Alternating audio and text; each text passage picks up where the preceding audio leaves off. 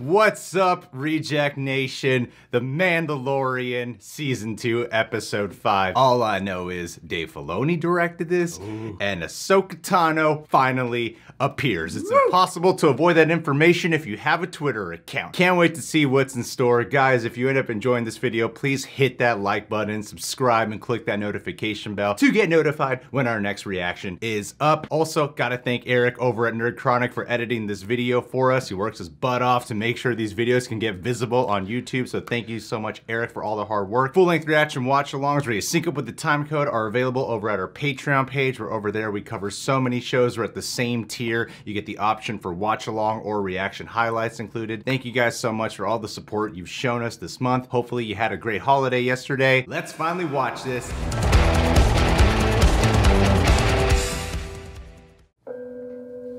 The moment we've all been waiting for. Very cool. Very cool. Very nice.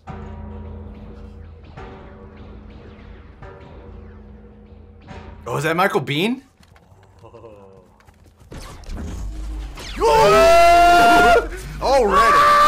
Already? Dude! Damn!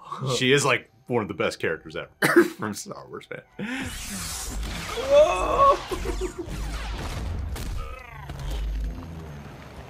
Wow, what an intro.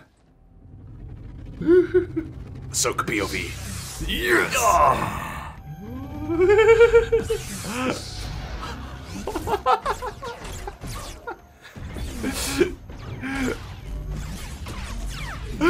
Oh, it's so cool.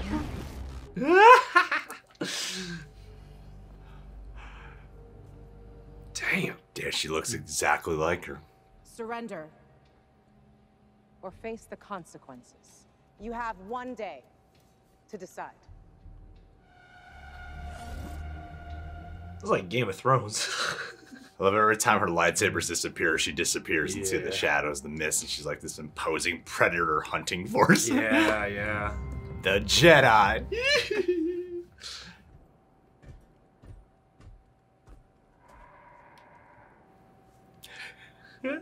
What did I say about that? Not much to see out here. There's Ahsoka. Yeah. That's the benefit of there being nothing around. She's easy to spot. Nice armor.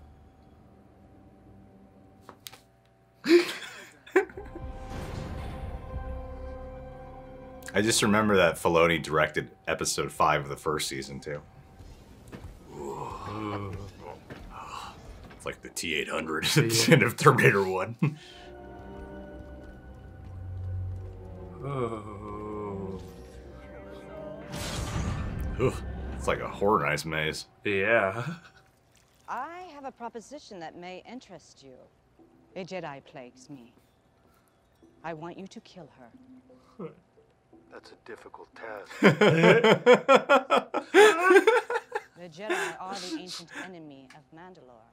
As I said, my price is high. That's the spear that took down Smog. Pulled it right out of his heart flap.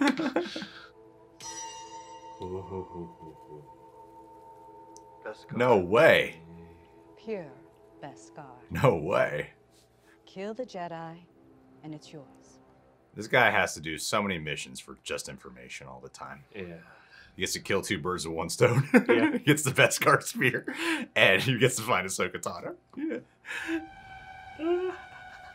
Isn't the menacing music so good in this? Yeah, it's just like a shriek.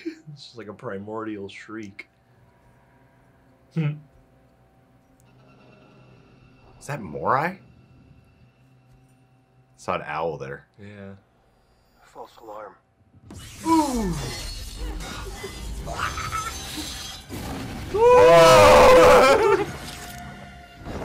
Oh! Damn! Damn! Ahsoka Tano! Bo-Katan sent me. I hope it's about him.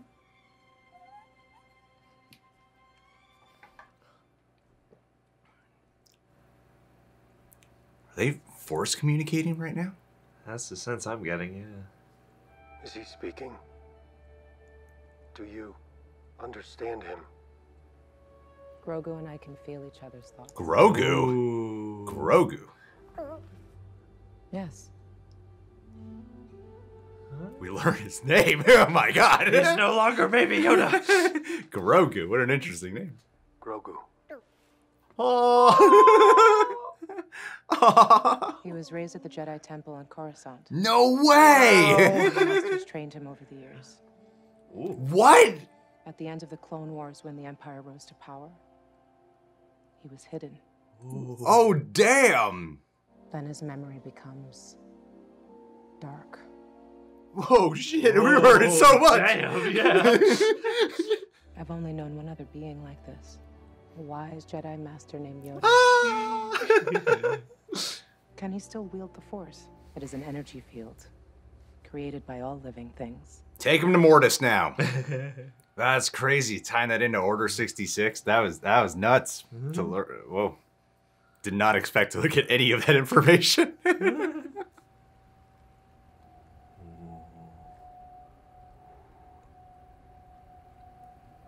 Wonder what Din Djarin's face looks like under the helmet right now. Oh, shit. Oh. Buddy. Lift the stone. Grogu. It sounds like Greg. Grogu. Gregu. If you got married to a Roku. Grogu. You Do you want this? Come on. got this little guy. Yep. Good job. Cue Good that job, Mandalorian. kid. Yeah, he's like playing catch with him. His attachment to you makes him vulnerable to his fears. Anakin. I've seen what such feelings can do to a fully trained Jedi. Oh. Yeah. To the best of us. Oh, yeah. Oh, she's totally talking about him. And I'll help you with your problem if you see to it that Grogu is properly trained. Ahsoka were to train Grogu, that would be crazy. A Mandalorian and a Jedi? Cool. They'll never see it coming. Cool. I love the samurai western vibe they've infused in this one. Oh my god.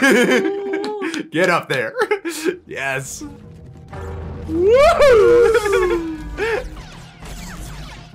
Damn, she's awesome. Cool.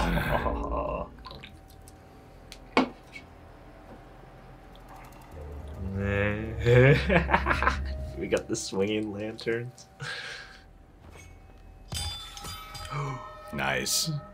Clever. Your Clever. bounty hunter failed. Clever. Where is your master? For crying out loud, who is it? Who's the master?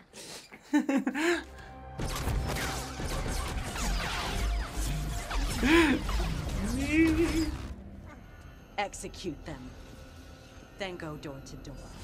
Damn. She is cold. Yes! Oh, yeah.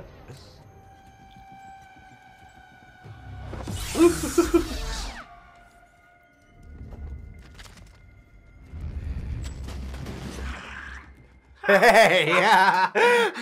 Yes. Ooh. Oh, that was that's so cool. Toying with him. It gets to a point where she's just like having fun. Slasher movie. Ooh.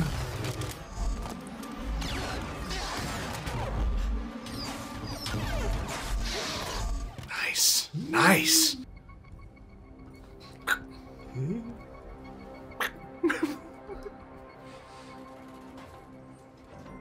Yes! I love the music cues, man. So good. Oh. So you're through in with the Jedi. Looks that way.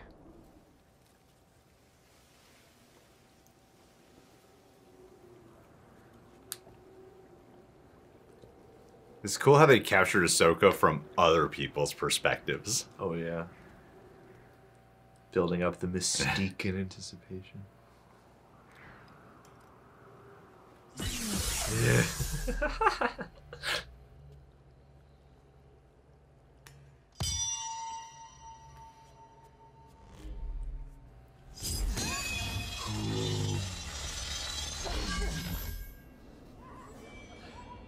do you think's gonna win?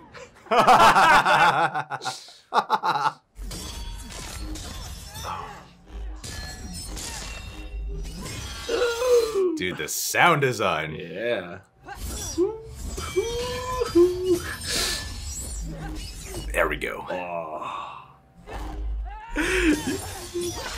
Oh no! Ah, she'll be fine. You got the Western fight and then the samurai fight. Yeah. The two influences of Star Wars. Yeah. Oh, so great. I love that. Oh. Booyah! Booyah! Sounds like you win. Don't try to pull a fast one on him. Yeah, Don't try to pull a fast one on him. Pull some shit. Don't do it, man. I like you, Michael Bean.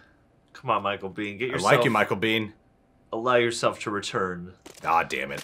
Oh, yeah. Damn it. They are honoring Western movies. It's the oldest trick in the book, man. Behind you. Oh! My man. Where is Grand Admiral Thrawn?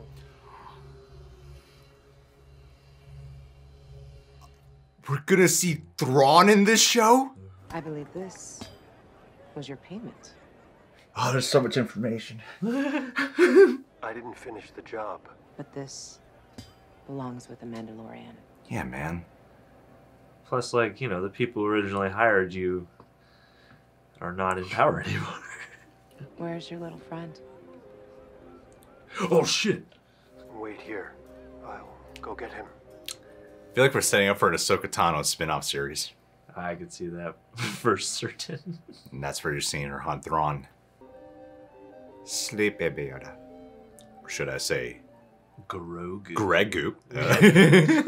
He's Grogu now. How do I feel like Moff Gideon's gonna show up? Some No. nasty. You're like a Oh, father thank to God. him. Thank God. Go to the planet Tython. Tython. Place Grogu on the Seeing Stone at the top of the mountain. Ooh. Then what? If he reaches out through the Force, there's a chance a Jedi may sense his presence and come searching for him. Ooh. Which one? Get Mace Windu. May the Force be with you. There's also Cal. Oh, Ahsoka Tano. The music is so good in this episode. It's always good. That was great. Fantastic. That was great. Oh, he wrote it too. Oh, damn. I wouldn't expect nothing less. I got misty-eyed at the end, man. Shit. Oh, man. Ugh. Okay, so at the end of Rebels, Ezra Bridger disappeared some unknown place and with Thrawn on the ship. Thrawn is baddie, okay? Is she looking for Thrawn in hopes she could find Ezra Bridger? We haven't even brought him up yet, but the last time we saw him was with Thrawn at the end of Rebels. So, I could definitely see them doing something like, or at Because- least using the hope of that possibility. I haven't read any books or anything, so I don't know if Thrawn's like established that he's already alive, but you know, their fates were kind of unknown at the end of Rebels. But then you learn all this stuff about freaking Grogu. And then after Order 66 happened, Yeah. someone got him out of there. Maybe But who? maybe it was Yoda.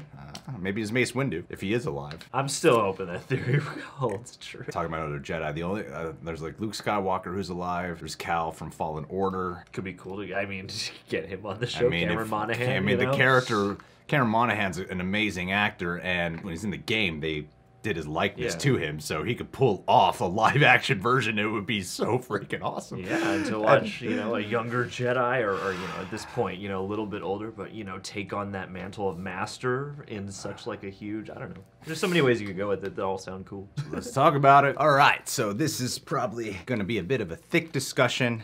Let's try to keep it as focused as possible. I loved it. I thought it was pretty near perfect. You know, you get the blends of both the samurai world and the Western influences all combined into one. I mean, this was, like, out of all the episodes we've gotten, it would appear that this is the most Asian influenced one that has been the most apparent in drawing from there. I thought Dave Filoni knocked it out of the park. It's amusing to me how Chapter 5 of the first season, you know, some people thought that that was like the weakest episode, and this quickly makes it as like one of the top episodes for me. And I love how you have Ahsoka in Clone Wars, and then for Rebels, just to be transparent, I haven't seen all of Rebels. All I did in order, because I saw Clone Wars and I was like, oh man, but I need to get some Rebels in there to know more of Ahsoka's journey leading into Mandalorian. Looked up all the necessary, essential episodes that link to Mandalore and Ahsoka Tano and had to watch those.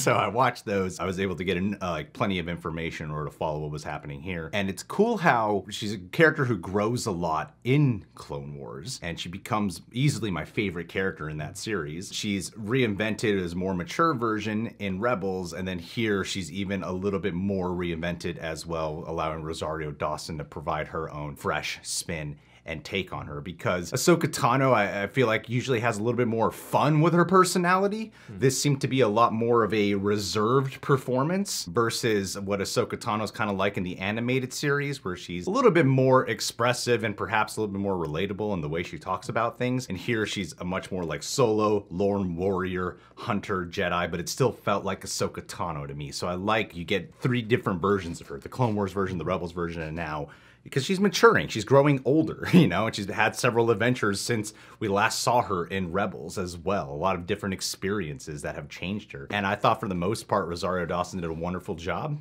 and it's different, but still feels like, no, Ahsoka could have grown into this individual. Judd, what'd you think of Ahsoka Tano? Yeah, no, I mean, obviously I don't have as much experience with this character as you do, though I have seen glimpses, and what I really loved about this is The Mandalorian is a show where oftentimes, yeah, you might see a character for one episode and it's sort of on the actor to bring a whole lot of presence and life to a character, and so like going off what I knew about her, but also knowing that this is a bit in the future, I thought Rosario Dawson brought a ton of presence and poise to the character that, you know, I feel like this is a character that can easily kind of fly by as just like, oh, she's here, and that's kind of enough. She's the kind of character who could fly by based on presence alone, and also being that she is not quite as expressive in this episode, a lot is played in her face and body language. Some could argue that, you know, you need a lot of presence to achieve that, and for me, I thought she knocked that out of the park. I really felt the presence of a character who clearly exists well beyond this episode, and I felt like the intro really did a nice job of just physically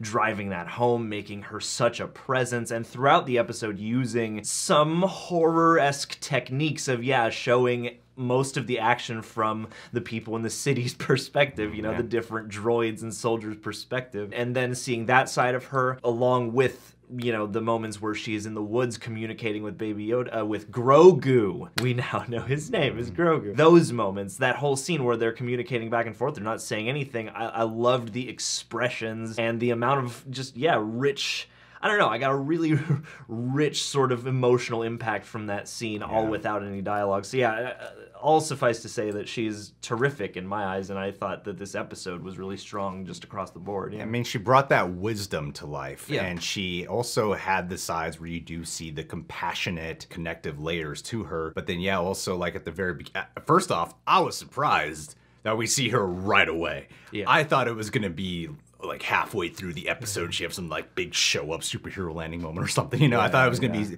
something more along those lines. So for Dave Filoni to bring her into here right away, where you do get more of this lethal warrior presence, and she is kind of spooky from the perspective of others, I thought was really awesome. I mean, I could kind of go on and on about Ahsoka being in here because she is one of the best characters in Star Wars, period. Well, that's indicative of something I really appreciated about this episode twofold, is not really wasting any time getting to her, and the second she and Din Djarin cross paths, a lot of shows might have played that whole thing out longer for action or something, and I love that they get right to the point in that scene too. He's like, hey, I was sent here by Bo-Katan, and then later on he reveals the other part with the magistrate, but like every opportunity for like a time-wasting squabble I thought was surpassed in honor of better storytelling. I mean, just seeing her with the dual lightsabers brought to life. I mean, even that one shot where she in the finale battle kind of reminded me of the famous shot where she fights Vader in Rebels, like this really close-up one. You know, you could really feel that. I think Dave Filoni might have directed that episode too. I'm not sure. Either way, I mean, I think that this episode just kind of proves to me that